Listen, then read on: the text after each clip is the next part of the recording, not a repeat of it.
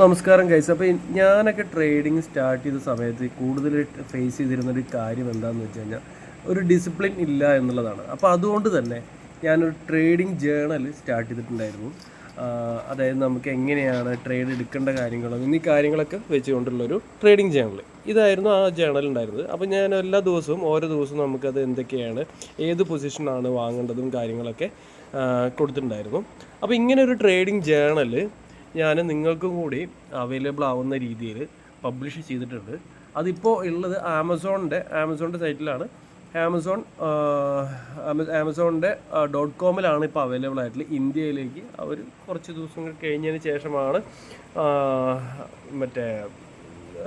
Publish ചെയ്യുള്ളൂ എന്നാണ് ആമസോണിൽ നിന്നുള്ള കിട്ടിയത്. അപ്പോൾ ഇന്ന് മുതൽ amazon.com ഇപ്പോൾ അവൈലബിൾ ആണ് ട്രേഡിംഗ് ജേണൽ.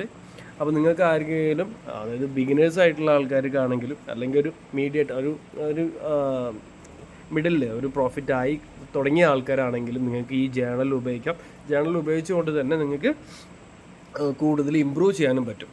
അപ്പോൾ നിങ്ങൾക്ക് വാങ്ങണമെന്നുണ്ടെങ്കിൽ നിങ്ങൾക്ക് ധൈര്യമായിട്ട് ഈ ട്രേഡിംഗ് ജേണൽ ട്രെൻഡ് XP, നമ്മുടെ കമ്പനിയുടെ പേര് തന്നെ ട്രെൻഡ് XP എന്നുള്ള പേരിൽ നിങ്ങൾക്ക് ആമസോണിൽ കാണാവുന്നതാണ്. ഓക്കെ, വാങ്ങുക, നിങ്ങളുടെ ഇമ്പ്രൂവ് ചെയ്യുക. നിങ്ങളുടെ എങ്ങനെയാണോ ട്രേഡിങ്, എങ്ങനെയാണ് നിങ്ങൾക്ക് ഡെവലപ്പ് ചെയ്യാൻ ഉള്ള കാര്യങ്ങളൊക്കെ നമുക്ക് അതിലൊരു റെഫറൻസ് എന്നുള്ള രീതിയിൽ നിങ്ങൾ ഫോളോ ചെയ്യുകയാണെന്നുണ്ടെങ്കിൽ, ഒരു ഡിസിപ്ലിനായിട്ട് നിങ്ങൾ ഡെയിലി ട്രേഡ് ചെയ്യുമ്പോൾ ഈ ഒരു ബുക്കും കൂടി നിങ്ങൾ ഫോളോ അപ്പ് ചെയ്യുകയാണെന്നുണ്ടെങ്കിൽ നിങ്ങൾക്ക് ഇമ്പ്രൂവ് ചെയ്യാൻ പറ്റും. അപ്പോൾ അത്രയേ ഉള്ളൂ.